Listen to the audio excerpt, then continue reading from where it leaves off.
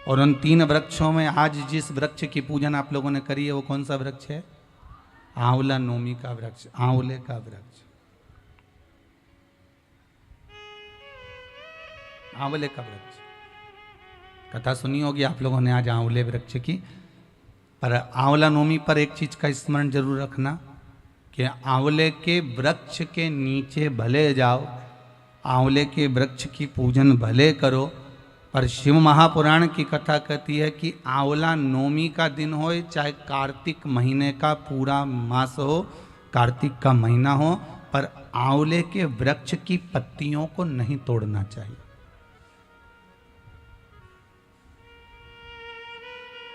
कई लोग बहुत गलती करते हैं, आंवले की पूजन करने जाते हैं ना, तो वो सोचते हैं कि अब आंवले के पेड़ के नीचे भोजन करने का बड़ा महत्व है कि आंवला नवमी के दिन भोजन करना चाहिए। तो कई माताएं इतनी चतुर होती है ना, आंवले की पत्ती तोड़ के ले आती, सिर पे रख के भोजन कर लेती। कर रहे थे क्या?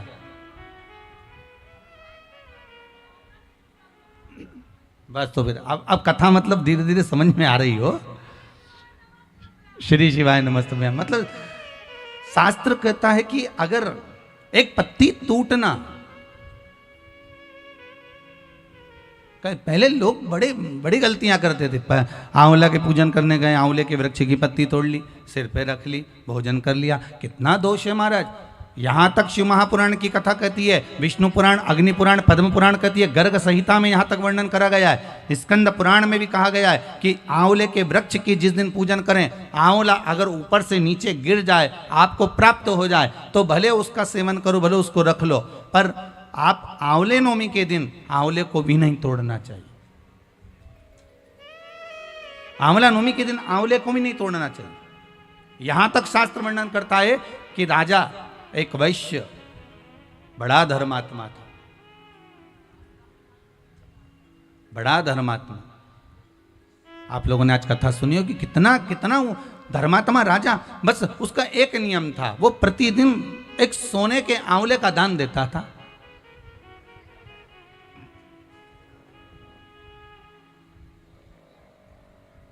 प्रतिदिन आंवले का दान करना, और वो भी सोने के आंवले का दान करना।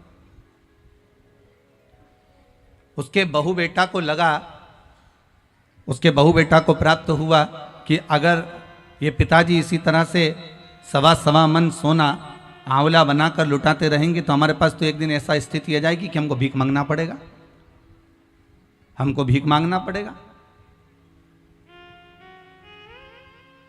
अच्छा, बहू बेटा को यह भान नहीं होता कि जिन माँ बाप ने जोड़ा है, अगर वो लुटा भी दें तो सत्ता तो उन्हीं की है ना, दौलत तो उन्हीं की है, पैसा तो नहीं का है, जितना जोड़ा वो माँ बाप ने जोड़ा, अगर वो लुटा भी दें तो ये उनकी मर्जी।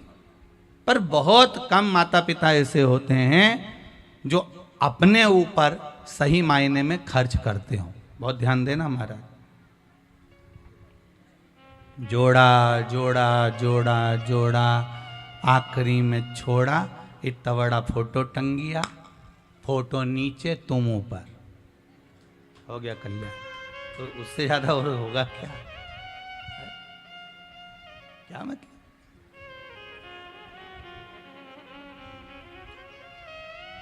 और फोटो पे भी प्लास्टिक के फूल की माला, ओरिजिनल भी कोई नहीं चढ़ाता, 10 रुपए की एक आती है। कौन चढ़ाएगा 10 रुपए की एक माला?